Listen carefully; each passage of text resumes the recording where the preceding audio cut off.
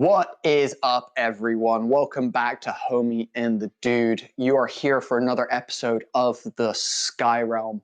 And I am Bodhi, your unexceptional Dungeon Master, and I'm joined by our exceptional cast of players today. Oh boy, golly, I'm stoked. And you know what? We haven't done this for a while, so I'm going to quickly do this. So we have Sam Comerford playing the legendary, the amazing Arna Greywolf. Can you please plug your stuff, Sam? Plug some socials and where people can find you. Yeah. Socials at our role playing. I post shitty ideas. You can find them in this here book if you'd like. Perfect. Did you have that ready? That was just, or you always have it ready. The hardcover one's right there. You can find that on ttrpg, shitty not compendium. Additionally, I run Spontaneum on Twitch, and that's a little bit of a wild ride. So check those out. Amazing. We have Blake Francis playing the amazingly charismatic and just heart and soul of this team, Toad. Blake, let people know where they can find you. Let them know what you're working on. Plug your stuff, homie. So you can find me sometimes on Twitter at Blake C. Francis, I believe. Otherwise, you can find me at my local library because, so if you're in the local library area, stop by and say what's up. Let me know what you're reading and what you recommend. Amazing. So cute. And Blake is a frequent member on Spontaneum, bringing an amazing array of characters to that show as well, which has been amazing to see. We have the one, the only Amber Logston playing the absolutely amazing monastic and full of punchies Evis Originazi. So, plug yourself. Let us know where people can find you. Hi, everybody. I'm Amber, also known as the Space Jamber. Anywhere there's internet, Twitter, TikTok, Twitch, all of the above. I'm a TTRPG writer, editor, podcaster, streamer. I'm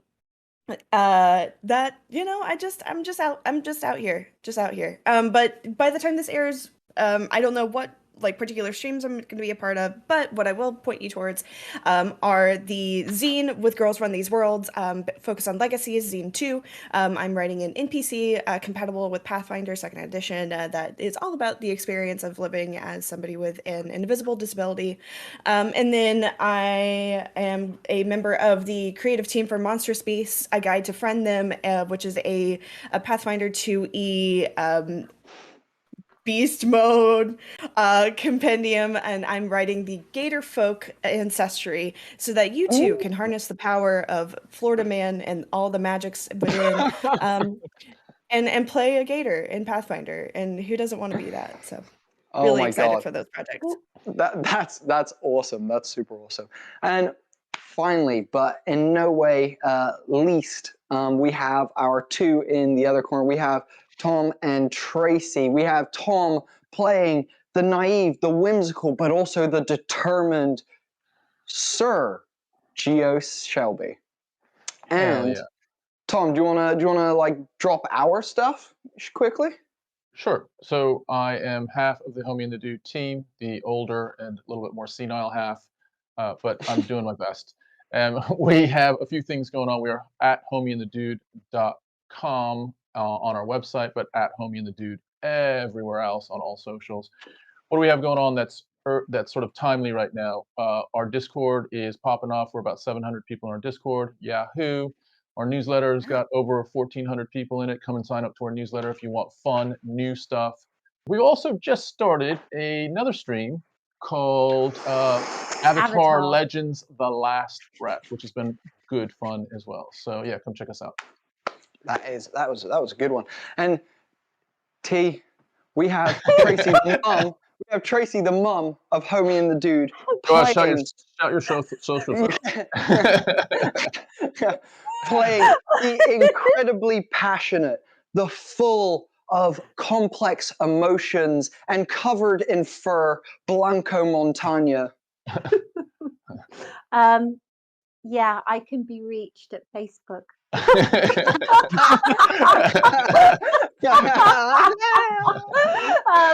I'm not really into the socials. Amazing. So, Thank you, everyone, for introducing yourselves. A couple of quick shout-outs from us at Homie and the Dude. Shout out to Reven, our lead moderator and one of our community leaders on our Discord server. You're an absolute legend, dude. We can't do this without you. Thank you for being the person that you are. As well as that, shout out to Becky, our editor and live producer. Shout out to Ben, our editor. Shout out to the art team, Josh, Victor, and Alex. Shout out to Tony, co-writer. And of course, shout out to our official sponsor of the stream, Underground Oracle Publishing. If you enjoy any of the content that Blake is playing, the character, the lineage that Blake is playing, the spells that Blake is using, that is all created by Underground Oracle Publishing. And at the moment, they don't just have an amazing library that is vast of D&D 5e stuff, they're also now working in the new Cypher system, which is really, really awesome, and they're bringing amazing content for that as well. So if any of that interests you, definitely go check that out. Otherwise, if everyone is sitting comfortably, then let's begin.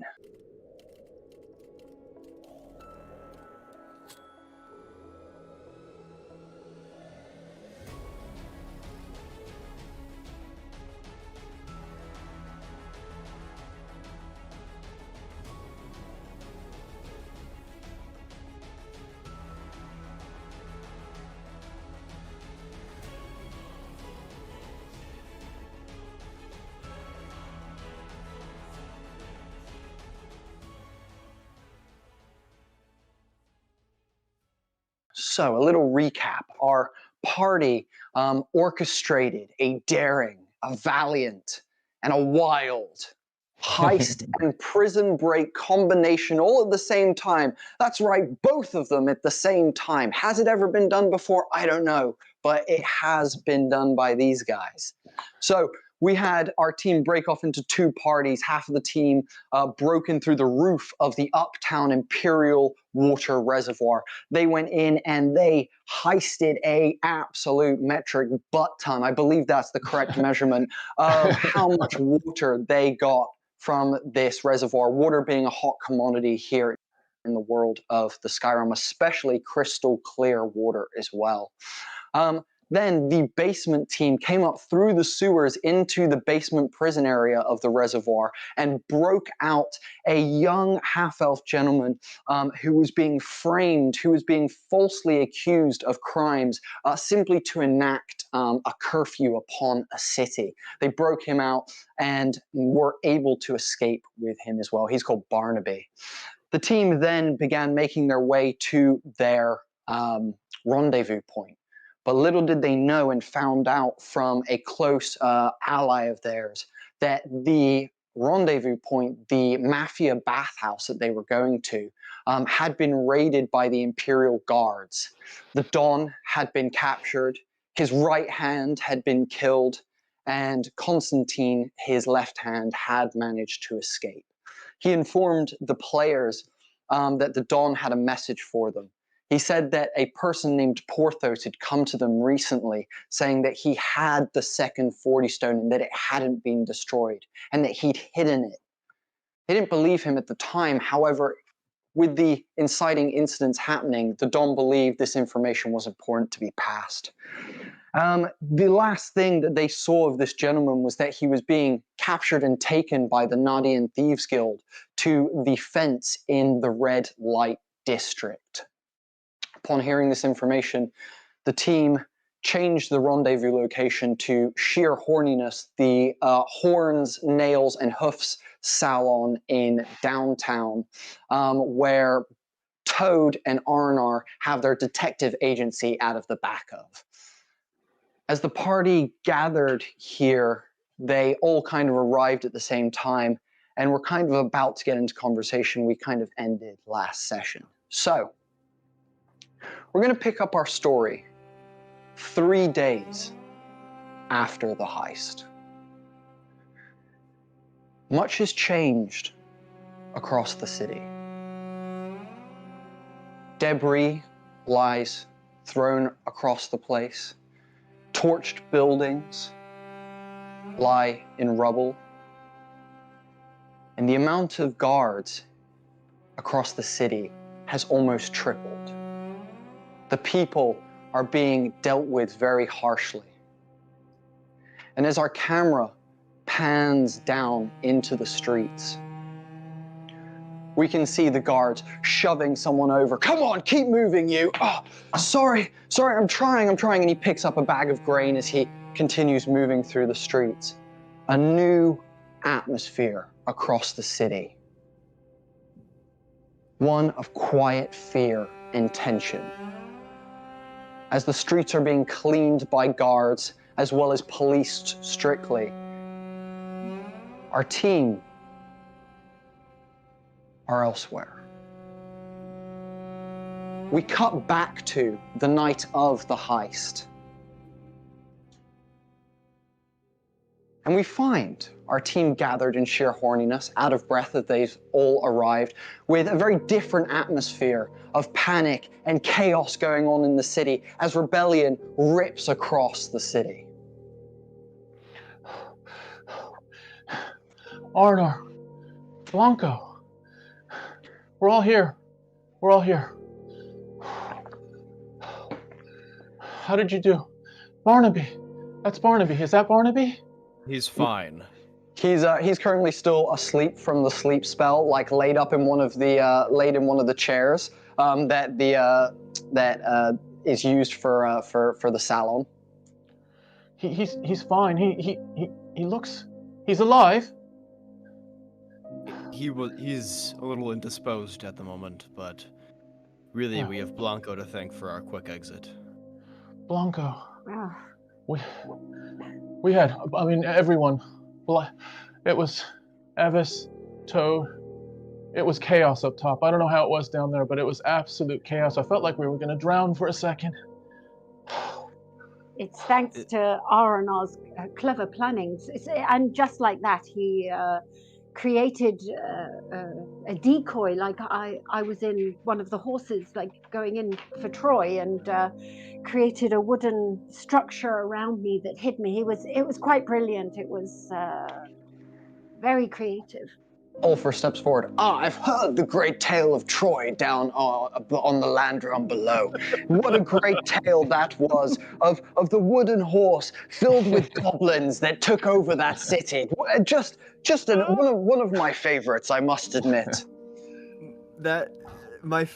Out of game, my favorite DM mechanic is always when someone makes an outside reference and you have to scramble to make it an in-world justification for why that's an idiom.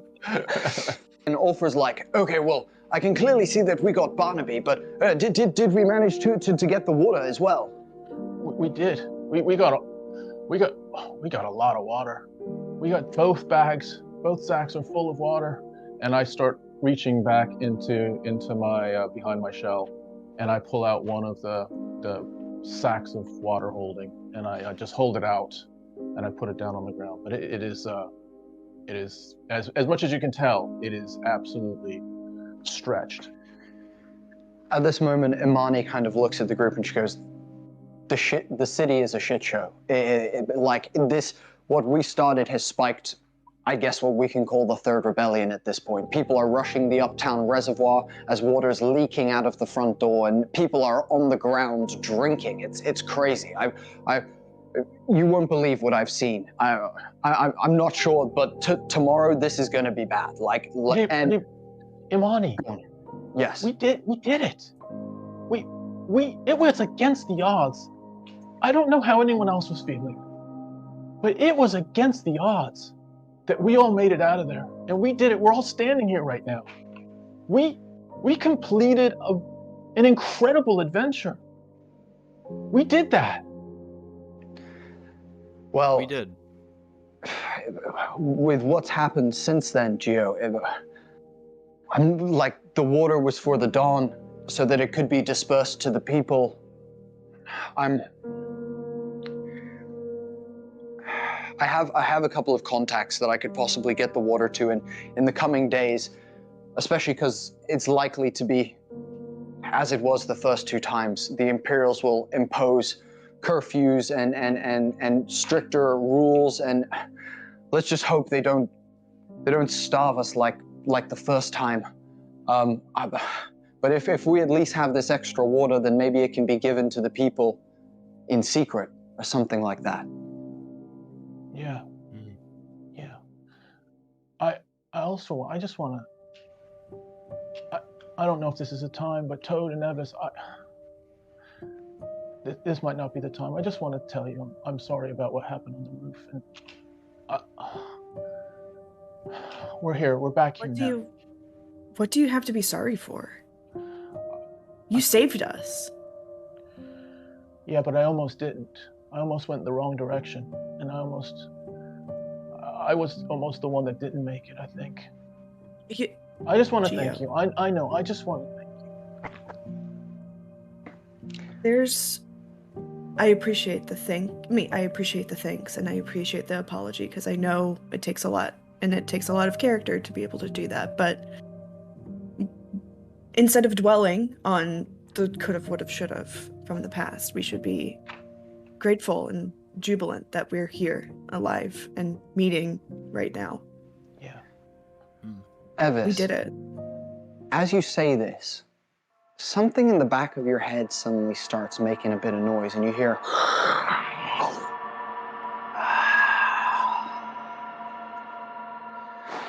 God, that turtle just won't die.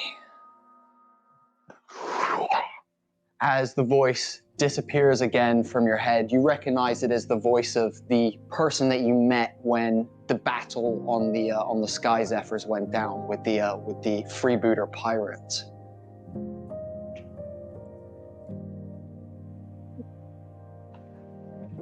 Migraine settling in. Oh. I think a lot of stress from all of that is. Wow, that makes total sense.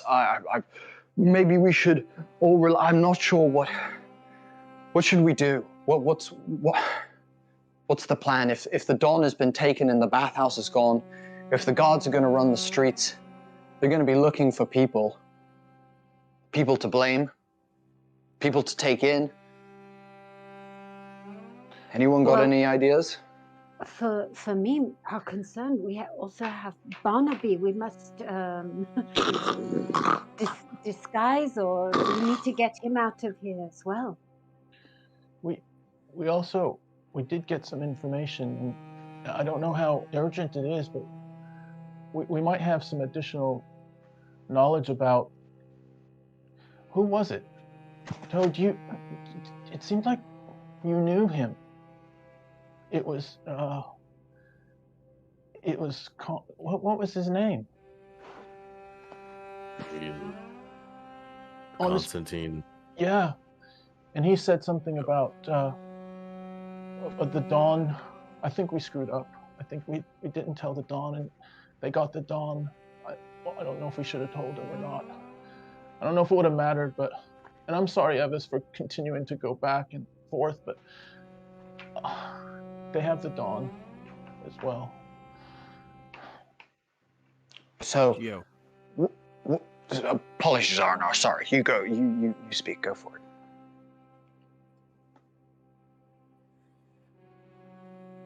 What I need you to do right now is breathe in very deeply, and then exhale. And then I need you to pay attention.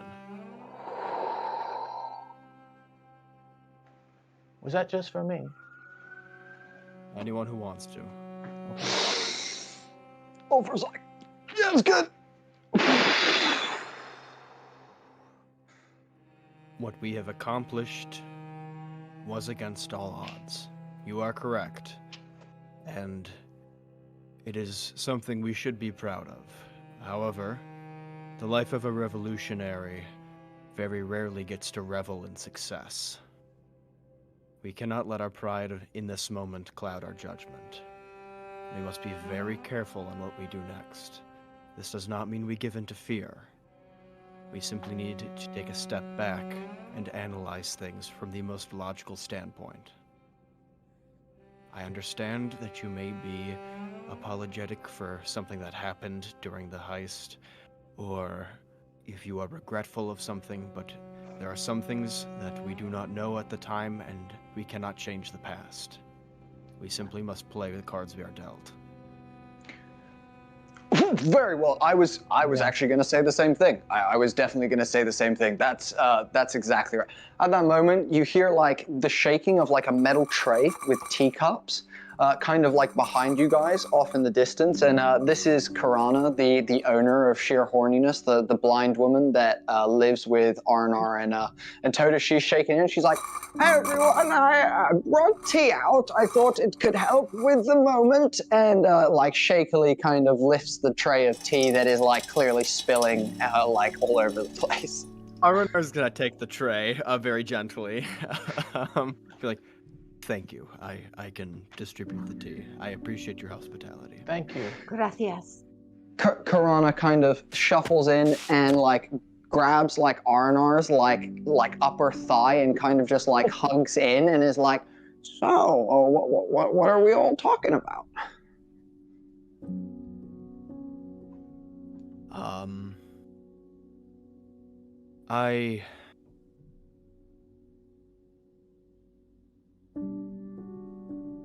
Corona. We're just talking about the weather. That's all. Just nothing. Yeah. Nothing of importance. It's just, "Oh, it's been brisk recently. My joints have been aching. I can always tell it's windy outside because my joints start to hurt. It's like I know that there's a 30% chance that it's windy the moment my joints start hurting." feeling my scales too. I know they get a little bit harder in this cooler weather. So Yeah. Do you have any relatives outside the city, Karana? Well, there's my grandson. He's nice. I mean, he's a little bit of an asshole. The weather's getting pretty bad, so maybe you should, he might be an asshole, but maybe spend some time with him, just because the weather seems like it might take a turn. Oh, me? You think I should go? I think just because of weather, just because, and especially with your bones, stuff like that, I feel in my scales too, and it's not. Tonight? Are you saying I need to go tonight? If you can, might as well sooner because it's turning quick, and I think you can feel it in the air too. It's just Oh, okay. Yeah. If there's a place you can get where it's neutral atmospherically, to reduce the amount of pain you'll be feeling, of course. Right? Can I also just say, yeah, there's the streets might be. I don't what. My name's Gio. She like reaches an arm out for it, and she's like, "Hello, Gio." And I just wanted to say, it's dangerous out there, and if you have anyone that can take you or guide you or lead you to your grandson, then that would be the best thing to do, and maybe do that. I guess sooner than later would be. Things are going on out there. She's like, if I need to get out of the city, I've got my trusty map. And she pulls out one of the city maps that you guys recognizes it and opens it. However, instead of a voice being projected out, you just see like braille bumps appear on the map as she begins like feeling the map and being like, "Oh, my map here is telling me that there is some traffic on the streets, that they're very busy tonight." Yeah, I think that's right. I think is there a way that you can go that can maybe avoid all of that? That would be great if you could. Let me just flick off highways and main roads here on my map and see if I can get a different route. Are you saying I should take a ship, and how long do you reckon I should be away? Maybe Oliver, do you? Or Imani? Imani looks back to Ulfer, looks to the group, kind of shrugs, and then is like, how about this? You go stay with your grandson, and we will, we'll send word to you when you're able to come back to your shop and continue practice. We'll send word to you. Do you have an address as to where your grandson is? She's like, Yes, he's a young tiefling gentleman who lives on Lacrima. He lives just a couple of islands away. We know him. We've all been to Lacrima. You know my grandson?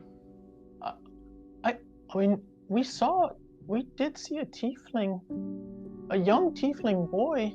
I don't know if it's your grandson, but I think we know him. And he was nice. He's the only tiefling on the island. He works with the butcher Marcello. Yeah. Who was? Huh. What a coincidence. That's what I'm happy to go or stay with him. I will just have to go grab my Zephyr. I haven't flown in quite some time, at least since my eyes stopped doing their thing. Maybe I can find someone. Do you know anyone who could fly me there? Do we? Imani kind of looks at the group for a second, looks at all of you, and like kind of in her head, just like as the leader of the water runner is like evaluating some stuff, she turns to Ulfa and she's like, Ulfa, could you take Karana to Lacrima and bring her back or come back safely when you know what, actually Ulfa, meet me at the Oasis in some time. Once you've dropped her there, go to the Oasis. I think it will be safer for yourself, and I'll make sure Anthea gets out of the city as well and makes her way with the boys to the Oasis as well. Okay, Karana. Yes, Blanca. No, go for it. Do pass on our regards when you get to the island to Thaddeus. Por favor, please pass on our regards to him when you go and drink at his. Oh, Thatch is a good friend of mine. You know, back when I was a lot younger and he was, just becoming a man, we did see each other for a small period of time. Oh, yes, I'm sure he'll be very pleased to see you. Enjoy your journey and more than anything, be safe.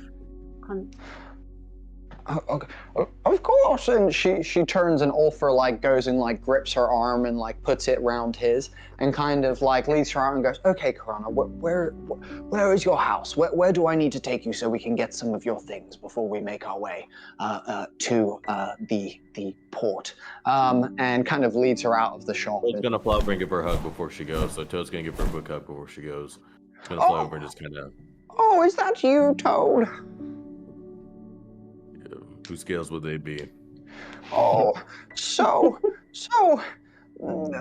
medium wet, medium dry. It's so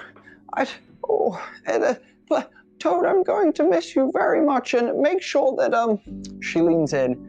You take care of the big guy. You know how he gets with his anger. Just make sure that he keeps it in his pants, as it were. Oh, they happen. You've. I think you'd be really. Well, we'll talk when we meet again. And that before I'm gonna play her favorite song. It's like a little like lullaby that she loved to replay. I was gonna play that as she kind of takes off. And, she's like, oh, it sounds like people saying the city's busy, but you hear that music? It's beautiful. As she kind of shuffles off with Ulfa. And you guys are left standing with Imani and Arnar holding a tray of tea. Oh, Do either of you need help carrying any of that? I'll have a cup. Is there any non-sugar one? I'm trying to lose some weight.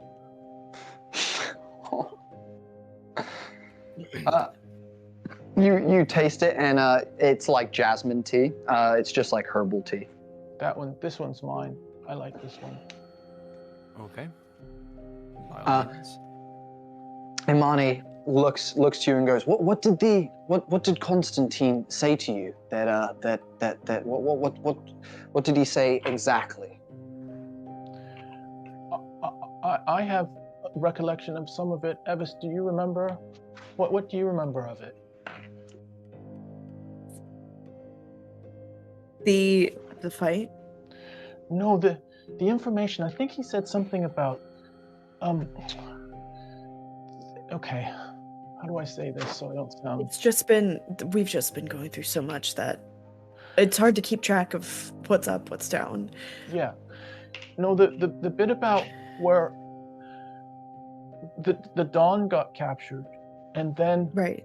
The Dawn and his mafia group, they knew of someone that came to them earlier, and that person said that the second 40 stone still existed. But I know it doesn't exist because we all had that dream, and that dream was, and I also had a second dream with Zach Gladius, and he confirmed that, as far as I believe, that second 40 stone is no more. And so anyway, they said that this person knows of the second 40 stone, and that we could find him somewhere called, and he pulls out a little notebook. It's a notebook that he would think that Arnar would pull out as well, and he's kind of turning pages in the notebook. And there it is. It's the Nadayan Thieves Guild, and they are in the red light district somewhere, something around a yard or a fence or something like that. I don't know, but anyway, that's... Fence. Oh shit. Wait, Monty, the Thieves listen. Guild have access to this? That doesn't sound right. That sounds extremely sketchy. That For sounds lack of a bad. better word. That sounds bad. I mean, guys, we could maybe try and get over there in the cover of everything that's going on and try and get over there tonight, or we could lie low and maybe try and do it tomorrow. What are your guys' thoughts? I mean, if we're gonna try and find this guy, that seems like a good place to look. This is the only lead that we have, as far as I am currently prescient. But What do you think? on one hand, I think you're correct, Gio. We all experienced the same dream with the destruction of the second 40 stone. But on the other hand, why would the Thieves Guild imprison someone who didn't have information about the second 40 stone? It doesn't add up. It's a good point. Possibly the dream is maybe a nightmare. It is not so real. It is something to put into our heads to make us believe this, but not all dreams or nightmares are true. We have to remember this. And But we all said we had it at the same time, Blanca. I agree, but that doesn't mean that someone is maybe trying to manipulate our minds, and maybe Arna, maybe when there is a piece of information that you feel is something we should lean towards. I don't know, Arna, you're Toad, you are the masters in this field. Can we please? I'm on the card. You too. are Geo, but And they I think- have experience. I think They want to put you on the card too. Yes, I know, but I am inexperienced, and I like to pass to those with greater experience, and Yeah. I offer it to Toad and R&R to help us in this matter. It's a good point. I'm proficient in, stealing things and getting water to people and lying in the shadows. I don't do much interrogating and things like that. Toad and Arnar, how would you usually go about finding someone? Well, typically we track them down. Toad does the talking, and if necessary, I provide physical encouragement. Well,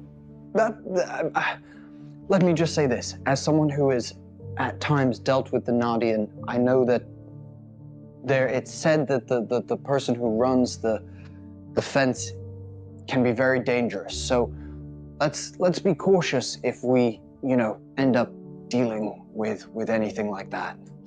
So would you guys say, based on detective stuff, do you usually go out now? Like, should we go now? Should we wait? Like, should we wait for things to quieten down tonight? What do you think? Who's the person that we have to be careful about? Defense person. Would Toad and I know? Yeah, go for it. Roll history check. See if you guys know anything about the Nadian fence, the Nadian guild. If you insist.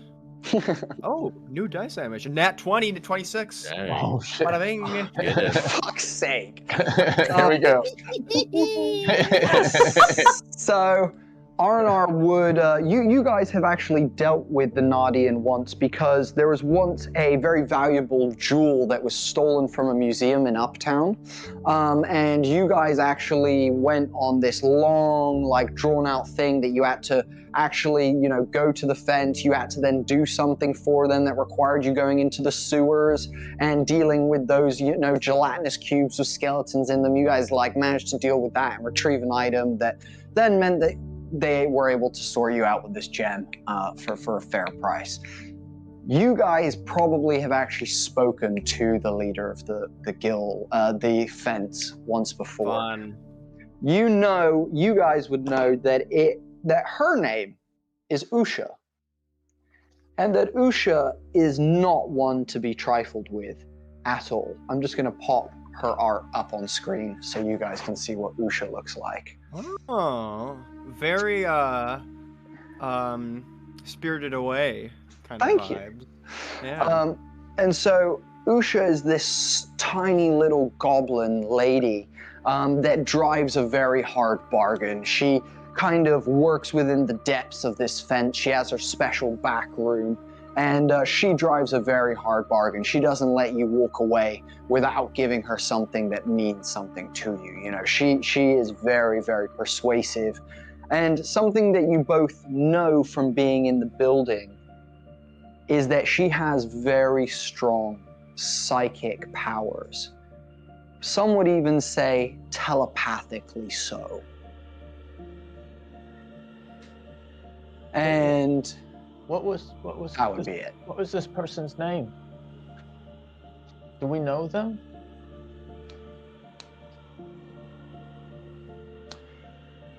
Unfortunately, Toad and I had a run-in with the Nadian fence. Her name is Usha. She is a goblin with... I don't really know how to describe her abilities. Toad, you are a bit more focused in the arcane, but she's not to be trifled with lightly. Okay.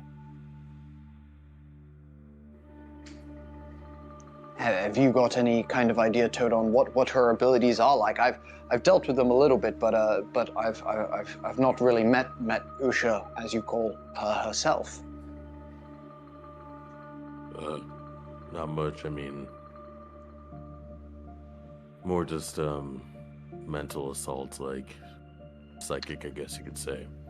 Okay. On that front, so I kind of not keep anything hid from her. I kind of make my way over to Toad because I'm sensing that Toad has some. It's hanging on. I don't know what there's some stuff that Toad is thinking about. I don't say anything, but I just make my way over just in case we get an opportunity for me to say something. Okay, well, if we maybe go speak to Usha, maybe she knows what happened to Porthos, so maybe they still have him on the location. There's a chance, we could possibly strike some sort of deal or something like that. What are you guys' thoughts? Do we want to try and lie low here? Should we get out of here? You suddenly hear from outside. You hear like a scream and like a window as someone who is basically comes around the corner with a black fist like almost drawn on their face in like rough face paint, and comes around the corner with like a flaming like cocktail, Molotov cocktail, and it's like and then like runs around the corner, and like you hear a smash as well, and it's just chaos as far as you guys can tell. Whoa. Holy, did you see that? Jesus, Lord, what was that? There's, I think the streets are, it's crazy out there. I'm not sure what we triggered, but it seems like it's getting worse. It's like a riot out there. It's Yeah. crazy. Maybe for us all to be together, going somewhere is we draw a bit of attention to ourselves. Yeah. I'm wondering. Is there? Yeah. Go ahead. Go ahead, Evis. Is there a way that we can just like lie low for tonight and make sure that we stay safe? I mean, all power to the people in the streets who are, realizing maybe they should revolt a little bit, but we deserve to feel safe too. Okay, why don't you guys lie low here? Give me the bags of the bags of water. I will go give those to my contacts throughout the city. They can then disperse the water amongst the civilians, maybe when this is all cooled down or something like that. I think this will be good. Maybe, Toad, do you have somewhere we can put Barnaby, and while he is recovering? Yeah. Yeah, you can throw him down in or Arnar, if you, I don't know if you mind or not. You can sleep in our room, I guess. It's fine. And it smells like fish, or does it smell like no, not this house. It doesn't smell like fish. It smells fine here. Yeah. That's the other house, right? Okay. Yeah. I pick up Barnaby and I go, Toad, could you show me the way where I can drop him and make him comfortable? Barnaby wraps his arms around Blanco, still asleep, and starts stroking. He's like,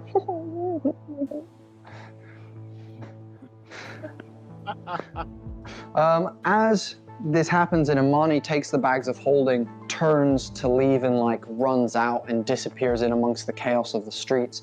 You guys can see every now and then a flash of light kind of reflecting off of the building opposite you guys.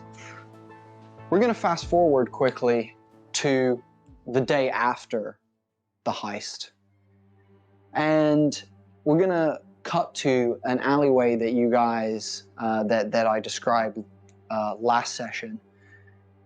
In the alleyway are various bits of trash cans tipped over, debris kind of thrown in the street, and kind of just slumped up against the wall is the lifeless body of Uma, just kind of there in a dry pool of blood, as a couple of guards come around the corner and one of them stops and is like, "Hey, isn't that the Carlisle girl?"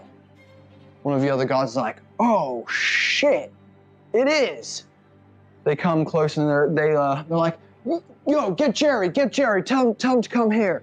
You see one of the guards comes over and he's in slightly different regalia. His armor is more like blues and things like that. He still has the kabuki mask, but no hat. He's almost got like a nurse's little paper hat on the top of his head. As he comes around the corner and he's like, "Oh, poor God, geez, that's not a pleasant sight." And he goes over to the body and begins inspecting it. He's like, "Oh, dead for at least 8 hours, at least." I don't know. He's looking over the body, checks Uma's hands, and is like, "Huh." Begins casting a spell and muttering as glyphs begin appearing in the air around Uma's hand. As they then disappear, he's like, "You know the fire that started in deep downtown, the big bonfire that started? She has the same residue on her fingers as the bonfire." The two guards kind of look at each other weirdly and they're like, "Do you think she was part of the riots?" And they kind of look at her outfit and stuff and they're like, "Would make sense. Come on then, let's take her back to the downtown reservoir. Maybe we can bring her back to life. You can The kind of dude is like, I know a ritual that might help us out, and I'm sure her father will want to hear of this. And they pick her lifeless body up and carry her out of the street. At the same time, the camera pans away, lifts away from the street and soars across the city. As it does, smoke coming from some buildings still that are still burning and things like that across the city. It kind of pans down over the Uptown Reservoir. You can see that water has flooded the streets and blocks like nearby in Uptown. There's about 1.5 inches of water that's kind of still there and causing things to turn into like mud and slop as people are just like trying to get there. You can see even still at this time, there's a crowd of people still trying to get to the Uptown Reservoir that are being held back by guards. As the camera then continues to soar across the city, it ends up in the Imperial District at the Imperial Reservoir. It flies through one of the windows and then down a stairwell into a very similar basement prison that you guys went into and broke into in the Uptown Reservoir. As it slowly comes around the corner, you can see 2 gentlemen stood next to each other, looking over what is a large, like almost coffin-sized like crate, basically, that's filled with water. As one of them kind of leans back, you can see him sending lightning from his bony hand into the water, basically. As sloshing begins happening in the water, and water begins kind of flying out as bubbles and kind of muffled screams from within the water can be heard. The camera flies around his shoulder, and you see the Dawn in the water, being shocked by the water as it then stops, and one of the gentlemen reaches in and pulls him up. This gentleman, by the way, I'll just show you, looks like this. So this gentleman, gray skin, solid white eyes, dressed in like a captain's uniform, blonde hair, blue to the tip, just like grabbing him, holding him, and pulls him out of the water by his fur, is just like gripping onto the Don's fur and pulls him out of the water. As the gentleman with the bone hand retracts his bone hand into his blue sleeve and says, "Hold him there, Lucian. All right now. Surely you have something to say." You see the Don coughs up water onto the ground as he looks back and he goes, "Malcolm, I have nothing to say to you." Malcolm shrugs his shoulders, goes, "Lucian, put him back in." He drops him back in the water as his hand comes back out. Shoots lightning again as the Don in the water begins getting shocked again. At this moment, we are going to cut to the morning after, so just a couple hours before all of this going down. And you guys all awake inside sheer horniness. Some of you have taken some of the salon chairs, a couple of you, Blanco's kind of curled up on the floor somewhere, and all of you have kind of just rested in the salon in various different places. And as no sun rises, as it never does here in downtown, you all awake to a dark sky outside. And yeah, over to you guys. Do I see any birds outside? I mean, and did I plan with Percy where we went up again if we were going to? I forget, because I know I promised some more things, but I don't know if we set like a rendezvous point. You did not set up a rendezvous point with Percy and the pigeons. You're not 100% sure whether they survived the encounter with the guards either. Cool, yeah, so you guys kind of wake up and slowly begin rising. I didn't find an opportunity to have a word with Toad, but I kind of purposely wake up and shuffle over and just kind of sit down next to Toad, and I say, "Hey, how are you doing?" I mean, honestly, at this point, it doesn't necessarily matter, but I'm here, I guess. How are you doing? No, what do you mean it doesn't matter? I mean, essentially that. I mean, we're in it now, so there's no going back. So I mean, I don't. I'm good. I appreciate you, but I'm good. Toad. Are you doing okay though? Toad, no, not me. Toad. Come, Toad. And I reach down and I think I'm gonna lift him up to my eyesight, but then I realize that might be a bit too intrusive. So I actually get down lower so that I get down to, and I'm now looking very much like a turtle because I'm down to my, kind of hindquarters and front quarters. I'm down to him. I'm like, Toad, we need you. We need all of you. I had, and I pull out the diamond that Toad had given me. You have been fundamental in all of this, Toad. I couldn't have done any of the little bit that I've done without you. We need every bit of you to. We're just starting this. You heard R&R yesterday. He said we gotta leave the past behind us and focus on the future. Yeah, I know, Geo, and that's it. That's what I'm doing. So I'm going to be as okay as I can be, because this is it now. This is life now. What we're going to be doing. So yes, I understand that. I know I've been helpful, and yeah, I get it. This is a plan. I'm not going to leave. I'm going to do whatever I can to the end. So you don't have to worry about that. It's fine.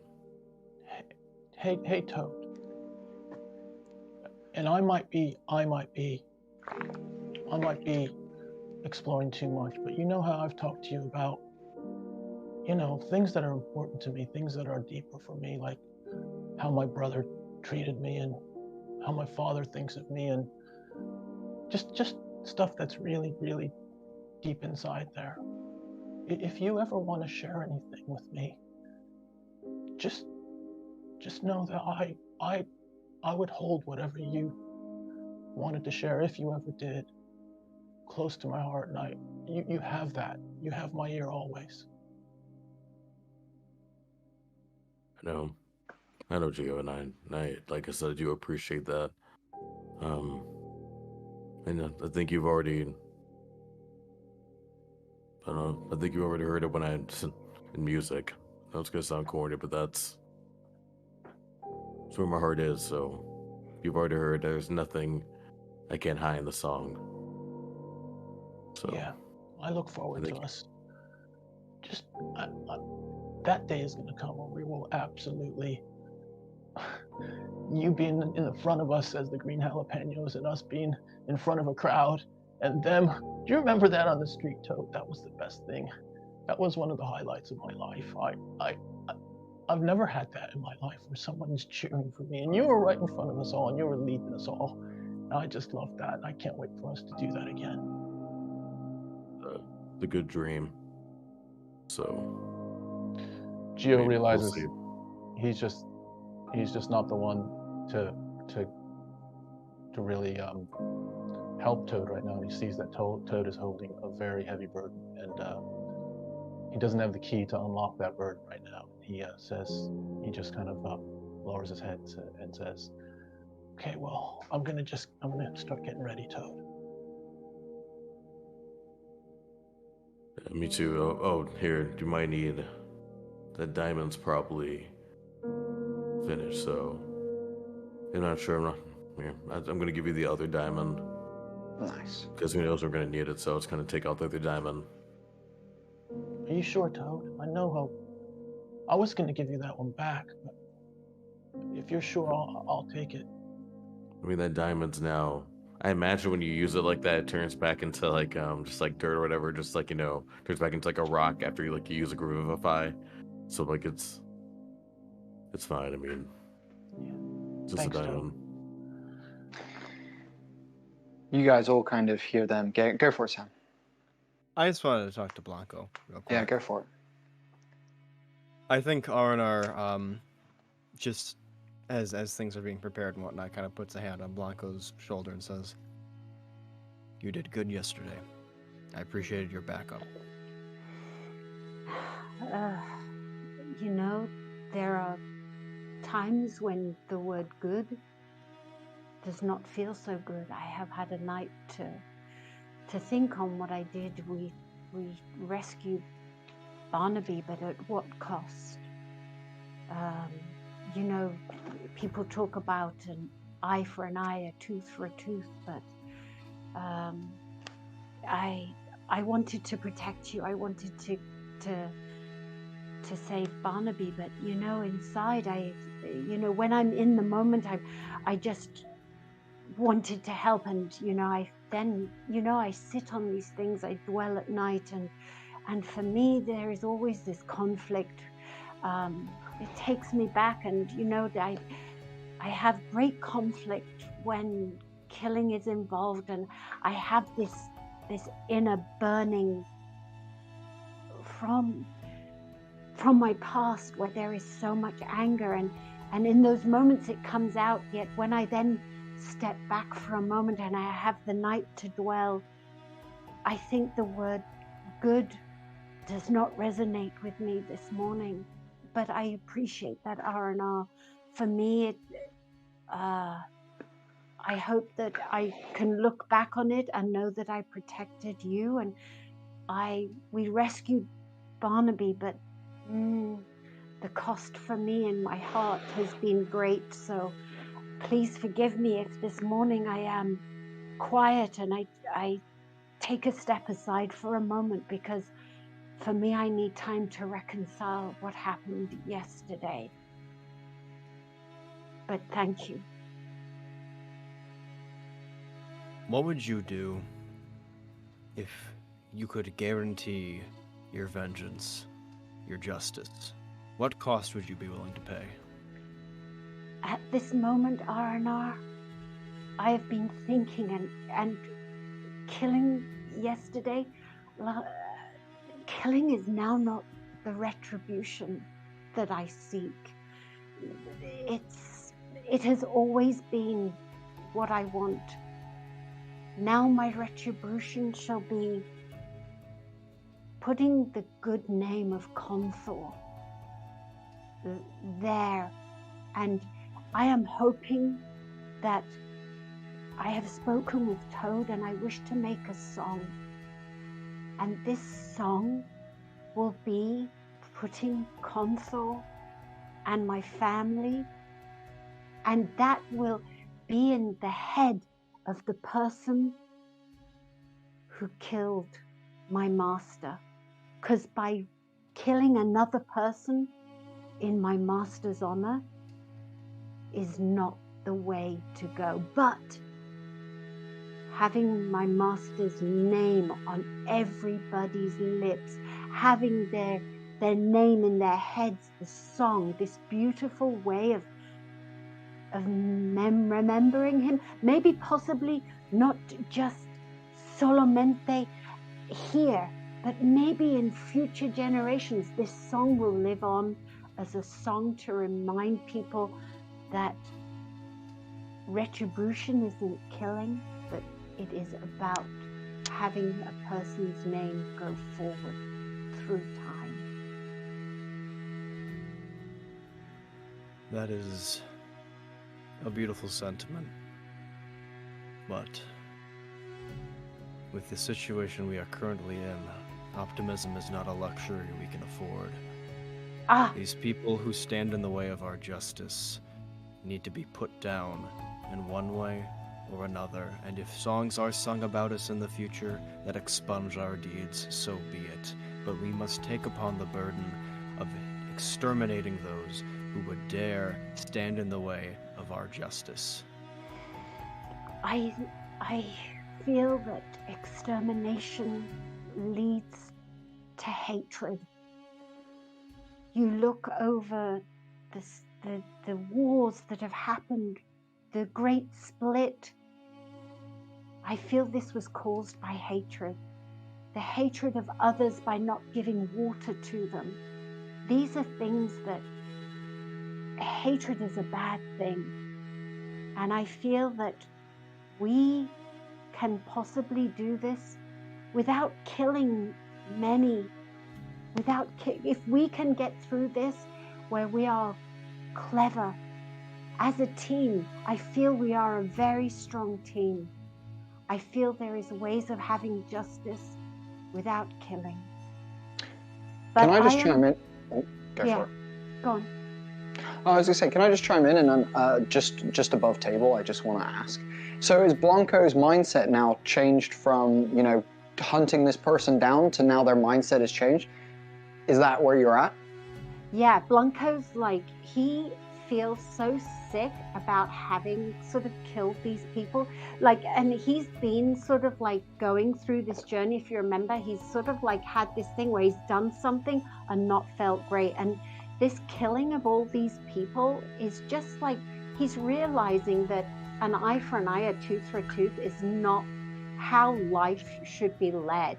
Like, his master wouldn't be proud of that. His master would be more proud of honor, that he, you know, brings like an honor of like his people to be heard. He feels that, and he feels that by doing that, he might even be accepted back by the family with open arms to go back to Rosada and the kids and be... Cool. If that's the case, then you can remove your channel grief feat. Yeah.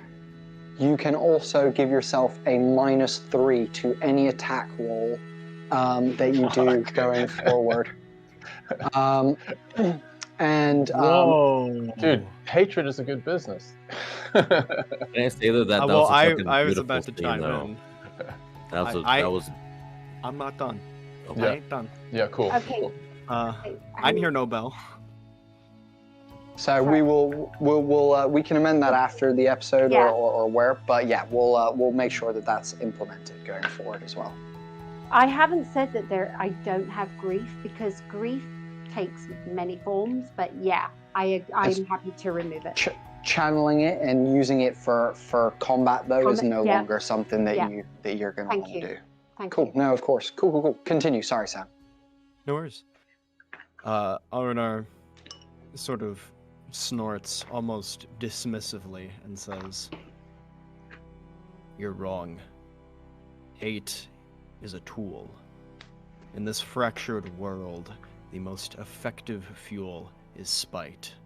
And if you want to be ineffective and continue to live in your fantasy, that is your prerogative. But I will do anything that is necessary for this cause. And if I must take that upon my back myself, so be it." And then he's going to leave. Amazing. You walk over to the windows of sheer horniness and you kind of take a peer R&R outside to just kind of have a little look-see. With your passive perception, you're looking around and you're trying to see, like, how quiet are the streets right now? Like, is it safe for us to make a move and possibly go to this fence in the red light district and see what's going on?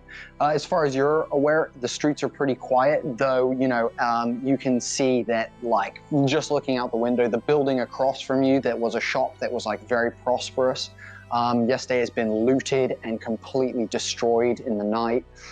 You can see that though this rebellion was, you know, one that allowed you guys to do this awesome thing and save this person and get water for the people, you can see that it became an opportunity for other things to happen that might not be so much towards, even against the Imperials, as it often does with riots and things like that. Messages get lost in the chaos and the violence of the escalation. And yeah. As you peer out, though, you reckon it's probably a good time for you guys to make a move to the fence. Yeah, I mean, R&R is not a man of empathy. The job is done. The consequences are meaningless. It's time to move. Amazing. So he's gonna gather people if they're ready to go. This team is in tatters right now. We've got all kinds of Fucking- shit. Yeah. We got there's consequences to our fucking deeds, aren't there? Oh yeah. No, Do Sam we hear- definitely believes that. R&R is Yeah. very No. far, of course, I mean, from just my Did we hear worldview. those conversations going? Did we hear that going on? Like, it's Yes. a pretty small Yes. place. 100%. Evis Cool. and Toad and Geo definitely just witnessed Blanco and Arnor have this, and then Arnor walk away and kind of peer out the door and check some things out, turn back around and probably be like, we're good kind of thing. Yeah. Oh. Evis definitely is like doing like the. I'm going to definitely fly over to Blanco real quick before we leave, and whenever you want to work on that song, by the way, I have some ideas. I know you want to do like a howling solo, and I have a couple ideas on how to lead you into it, so I don't know if we're ever going to get a moment, but you got my harmonica though, so whenever you want to do that, I'm with you on that. Thank you. I am very conflicted today, and please give me a moment if I am a little quieter. Oh, I feel that too, so no, you're good. I just, Yeah. yeah. Evis, I was just gonna say, can I shuffle over to Evis? quickly before Geo does, Evis, as you're there, just like, well, shit, and sipping away at the cold jasmine tea that you hadn't quite finished from the night before. Really sipping the tea. You hear again. You need to bring these people back. And then I want you to bring that stone to me. I want you to bring it to the one that you love more than all the material things around you. Bring me that stone.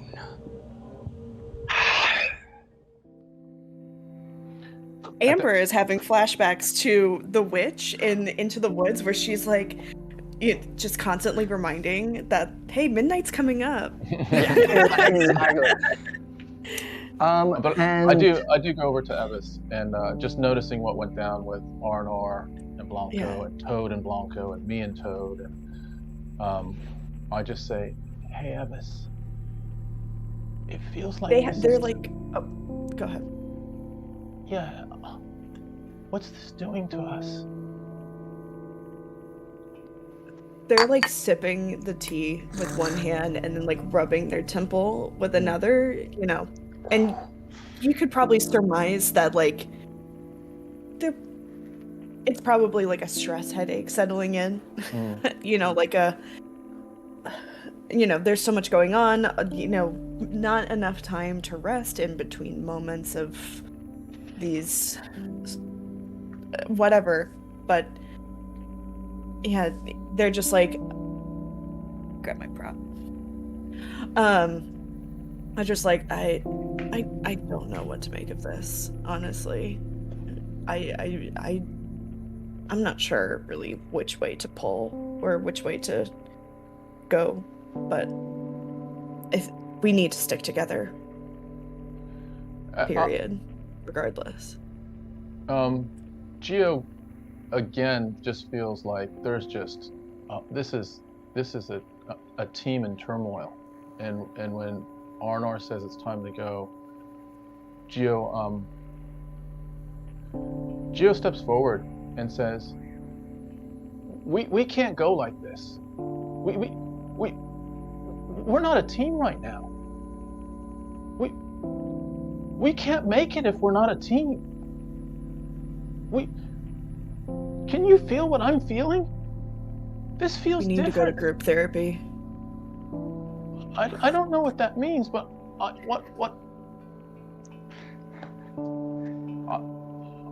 worried. I'm worried. again, Evis, you hear in the back of your head.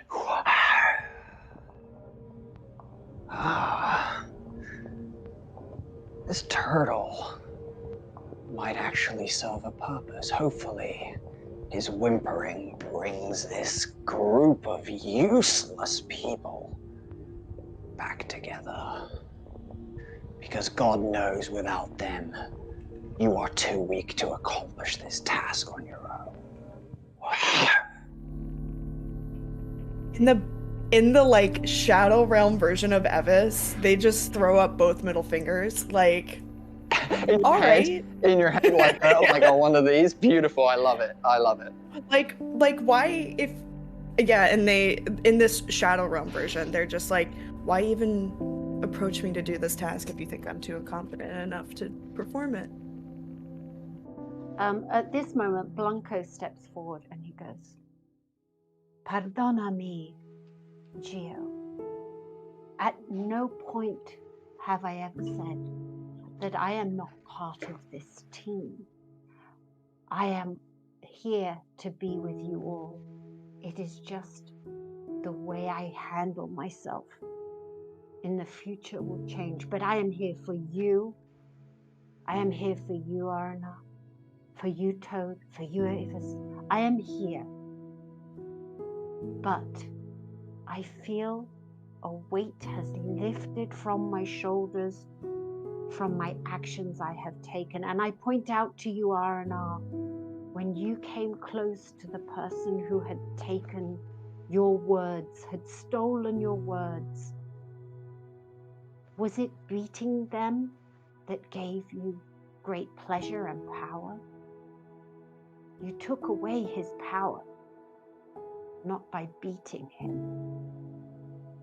And therefore, at times we will stick together. I am here for all of you. We are a team, juntos, together. But how I conduct myself is beginning to change."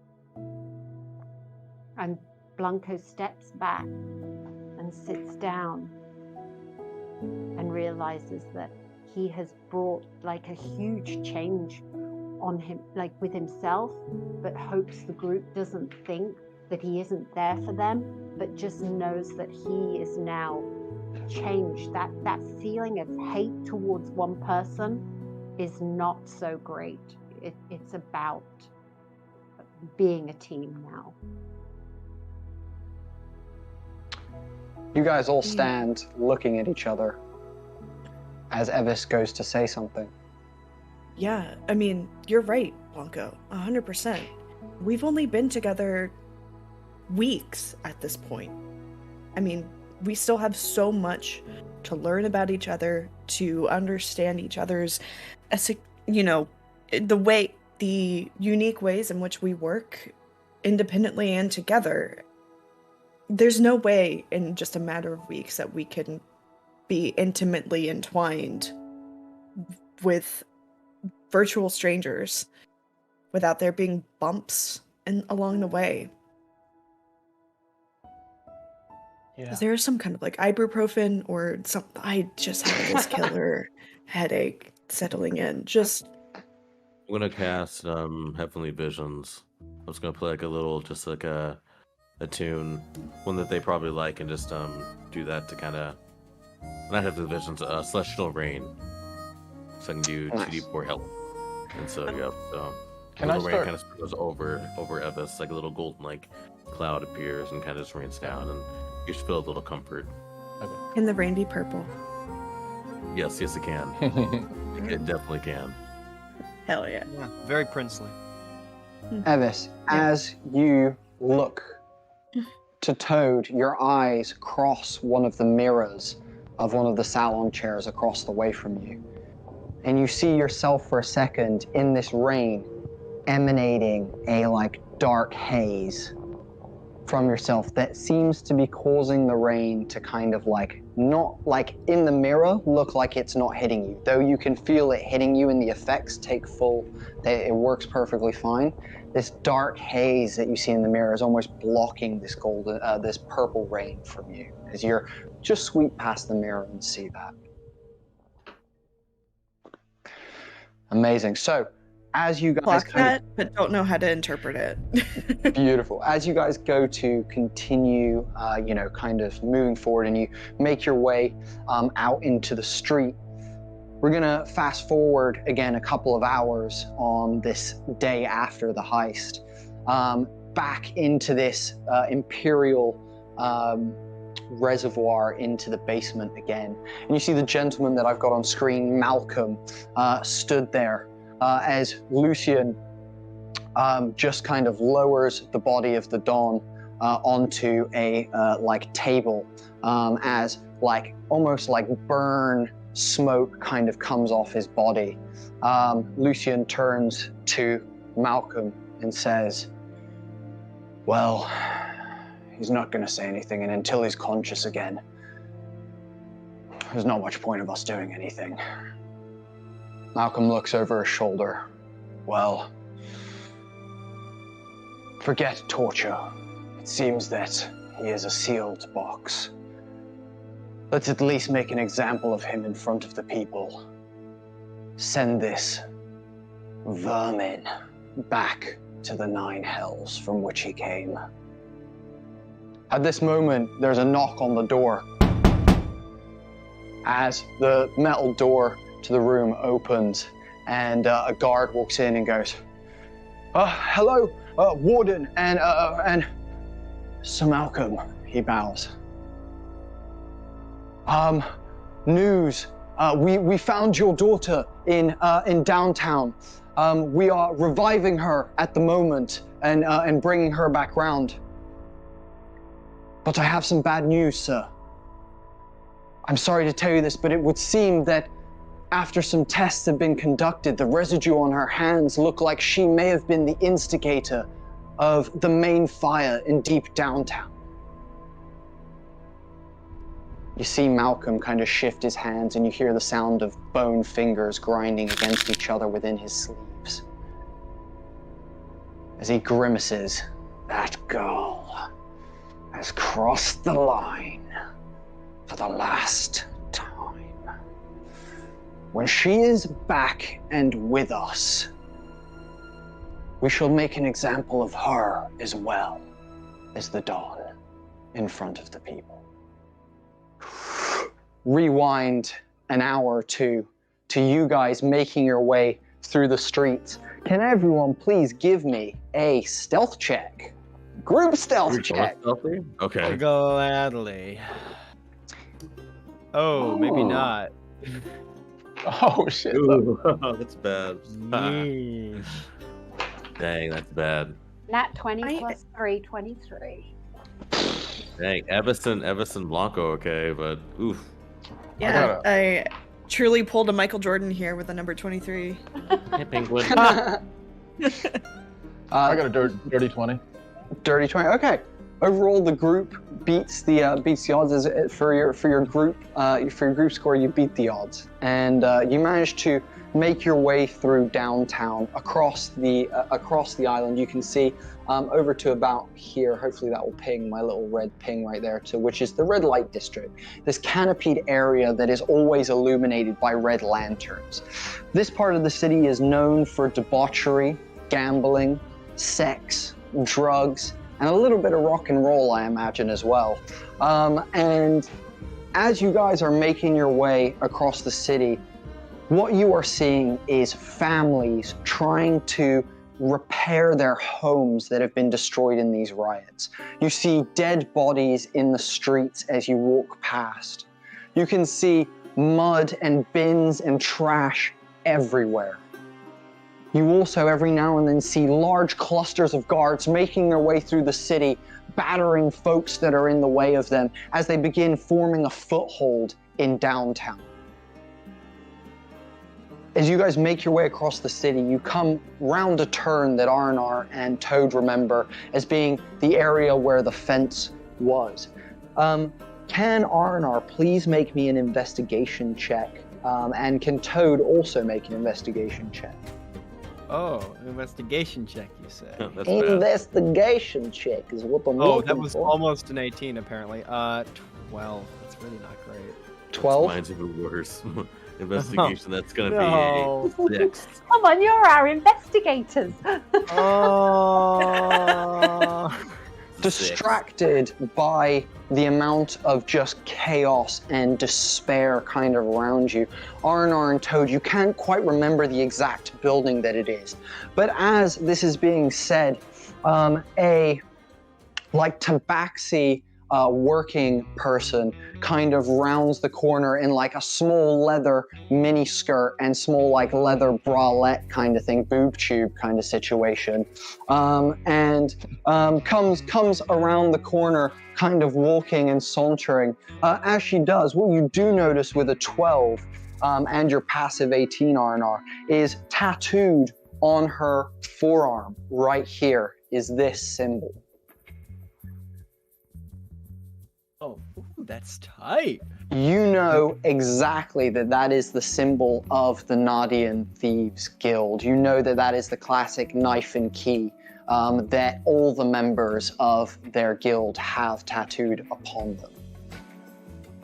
As she walks around the corner and sees you guys, she kind of like blows a kiss and goes to walk past you guys.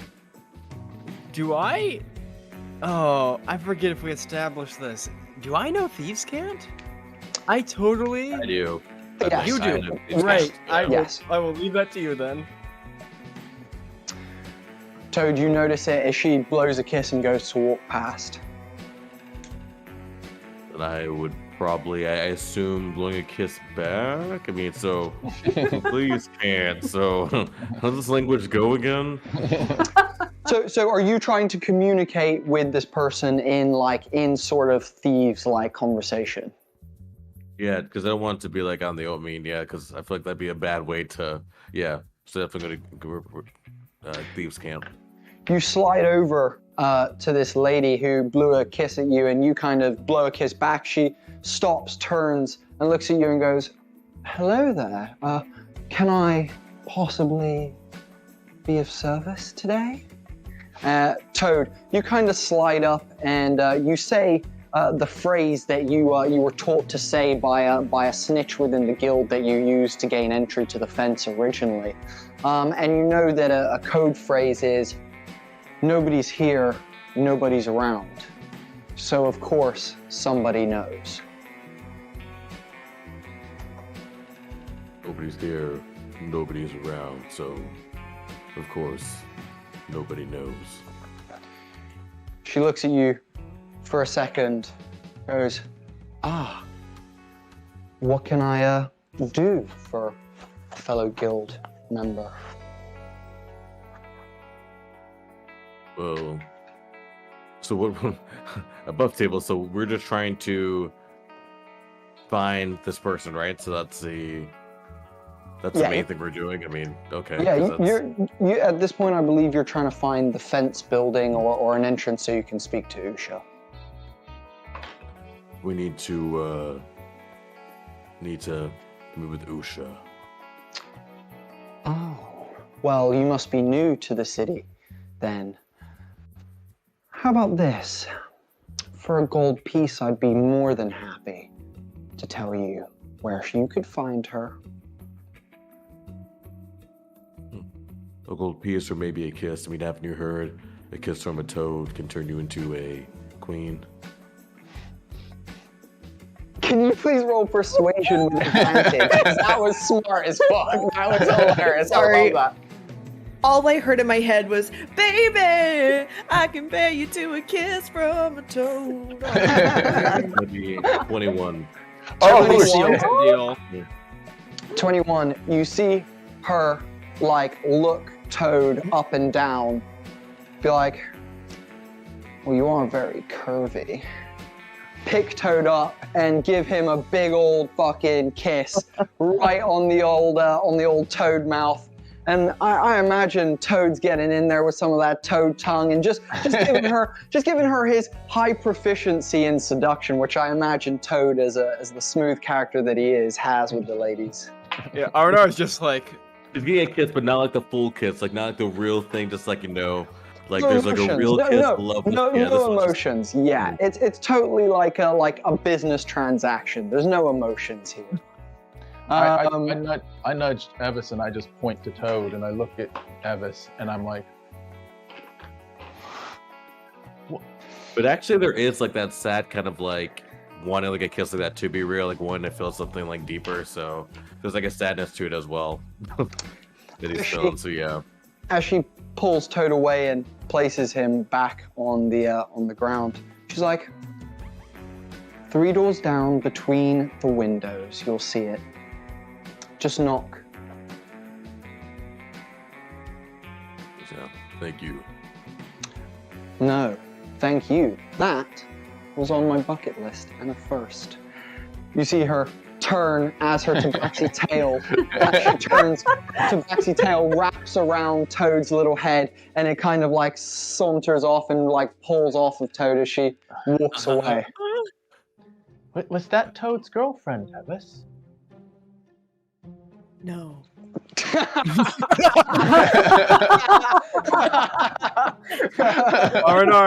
Arnar's gonna look at Toad and be like, did you really have to jump to the kissing thing immediately this time?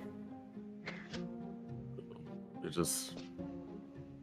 felt right in the moment, and yeah, I don't know. You're right. That was definitely a little.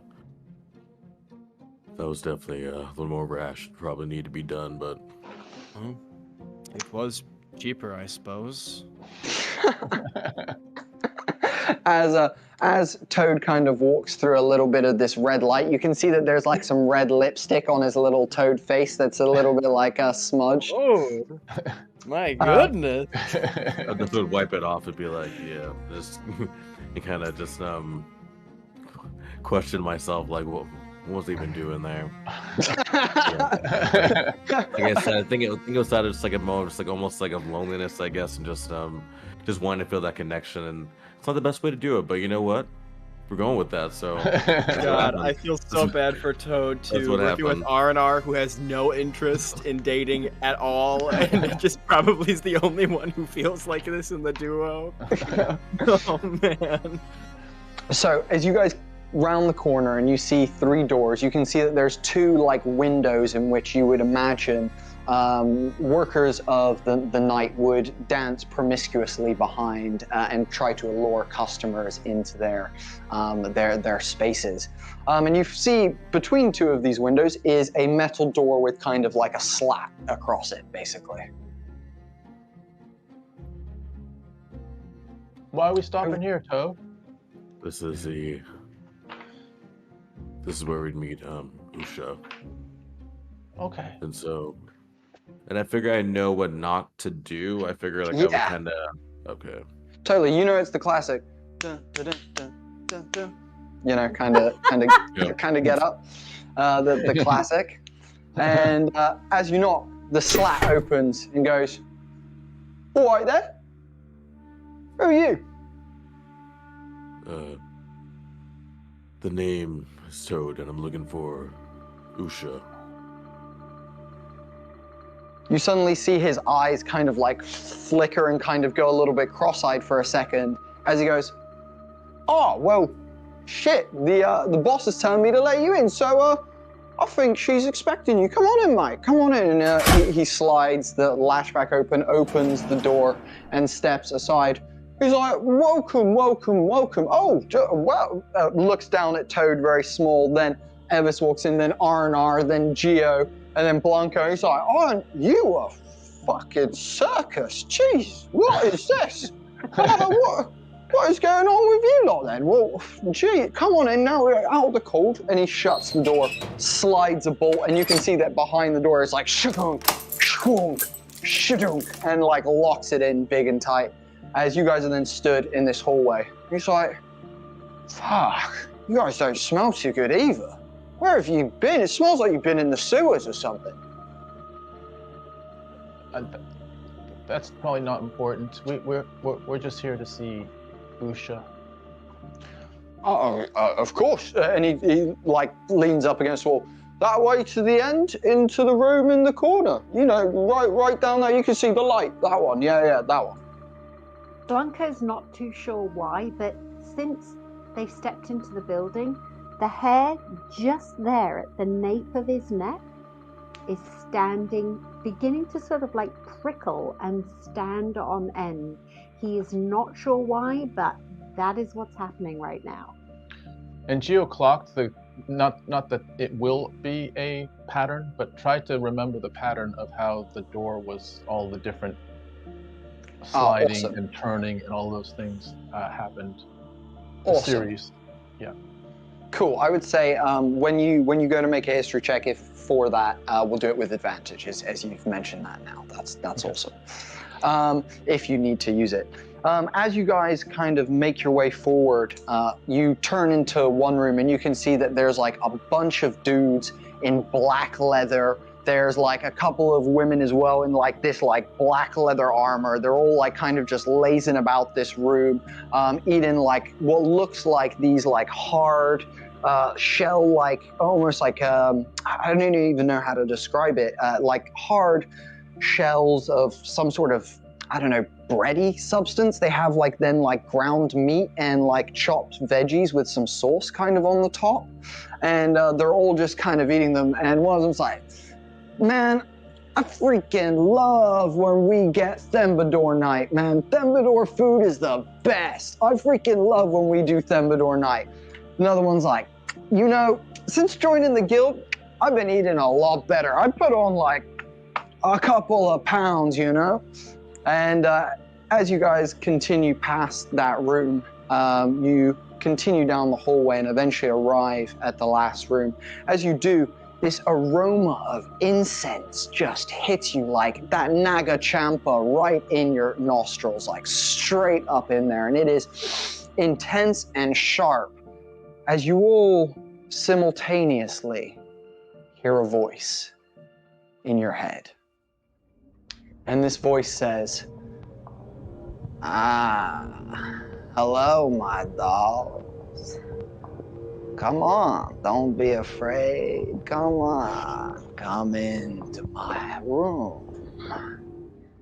And as you round the corner and look into this room, what you see is borderline blinding. As you've come through this dark hallway, you look into this room that looks like a charity shop mixed with like a yard sale of knickknacks all over the place. Beautiful like golden mirrors. There's necklaces on tables. There's drawers. There's weapons in cases all over the place. It seems like it's just a jumbly mess.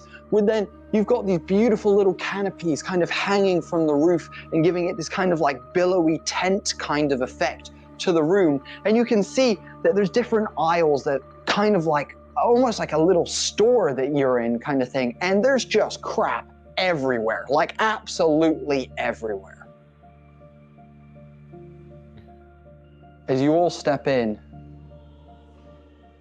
you hear from the end of the room and in your head, don't be afraid, my little chicklies. Come on through. Usha's not gonna bite.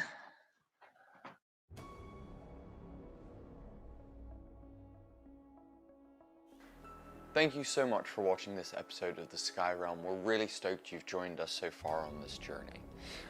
Guys, if you've enjoyed any of it so far though, please subscribe to the YouTube channel, follow the Twitch. You can also join our amazing growing community of TTRPG enthusiasts on our Discord server. We've got over 800 people in there at the moment.